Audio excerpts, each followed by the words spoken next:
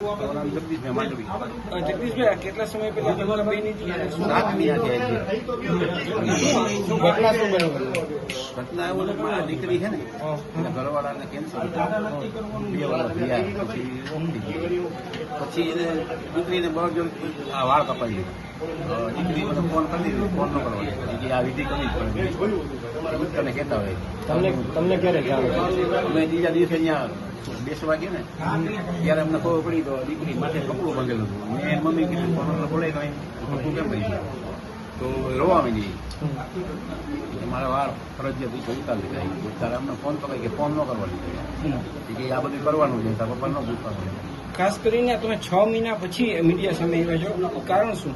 અમે 4 મહિના પહેલા અહીંયા ફરિયાદ કરવા ગયા હતા, પણ અત્યારે આપણે તમને ખબર હોય ડિમોલેશન ચાલુ થવાનું હતું ને એટલે એ લોકોએ કીધું ફરિયાદ તો અમારી લઈ લીધી ત્યારે પણ એ લોકોને ધોળેજી વાળાને બોલાવ્યા હતા આવ્યા હતા એટલે સમાધાન થતું હોય ને તો કેસ નથી કરવો પછી એફઆઈઆર દાખલ કરી દેવું વચમાં ડિમોલેશન આવ્યું એટલે કે હમણાં તો આ નહીં થાય ખાલી કારણ કે બધી પોલીસ વળી કે ત્યાં હોય કે તમે પછી તમારે બોલાવી ત્યારે આવો એમની આ ગુનો ધોરાજીમાં બન્યો છે તો પછી ફરિયાદ ગ્રામ્યમાં ગ્રામ્યનું ડિમોલેશન ને શું લેવાનું? આઈને પોલીસ અમને એમ કીધું કે ભાઈ અમે અહીંયા અત્યારે બધા સ્ટાફ અમારો ત્યાં હોય મતલબ ફ્રી ન હોય આપણે 2 મહિના જાળવી જવું કે પછી તમારો કેસ લઈ લેવો.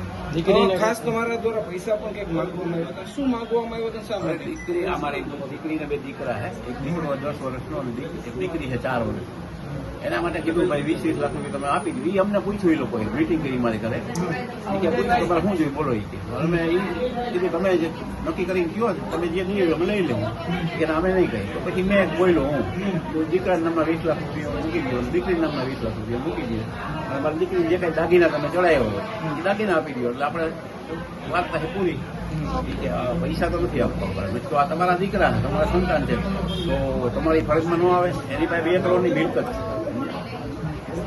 પૈસા ન મળ્યા એના કારણે મીડિયા સમક્ષ હે પૈસા તમને નથી મળ્યા એના કારણે આ બધો પ્રશ્ન ઉભા થયો હોય એવું ના એવું કઈ નહીં.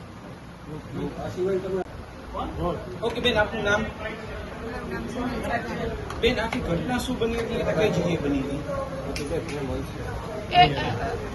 મારા પતિને કેન્સરની બીમારી હતી અને તેનું અવસાન 11/2025 રોજ થયું. ત્યાર પછી તે ત્રીજા દિવસે જે વિધિ કરવાની હોય સુવારાની વિધિમાં મારા સાસુ અને મારા નણંદ દ્વારા મને બળજબરીપૂર્વક મુંડન કરાવ્યું હતું અને કીધું હતું કે જે કંઈ કાર્ય કે જે કંઈ વિધિ ત્યાર પછી કરી તો એ પહોંચશે નહીં, એટલે એના હિસાબે બળજબરીપૂર્વક મુંડન કરાવી નાખ્યું. મેં વિરોધ બી કર્યો, મેં મારા પપ્પાને ફોન બી કરવો હતો તો એ પણ ન કરવા દીધો.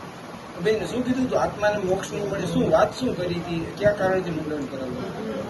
કે આપણે ત્યાર પછી જે અવસાન થાય ત્યાર પછી જે કંઈ પણ વિધિ કરીએ આપણે તો એ વિધિ કે પહોંચશે નહીં એમ. બેન, ખાસ કરીને કે તમારું મુંડન છે ત્યારે તમને કેટલી તકલીફ પડી હતી, શું દુઃખ હતું? એક મહિલા તરીકે દુઃખ તો હોય જ ને, કેમ કે વાળ એ સૌંદર્યમાં જ આવે, સ્ત્રીનું સૌંદર્ય એ વાળ કહેવાય, તો દુઃખ તો બહુ બધું પણ ત્યારે લાચાર હતી કેમ કે ત્યાં અમારું કોઈ પોતાનું હતું નહીં. પોલીસ ફરિયાદ અત્યારે મેં મહિલા પોલીસમાં કરેલી છે.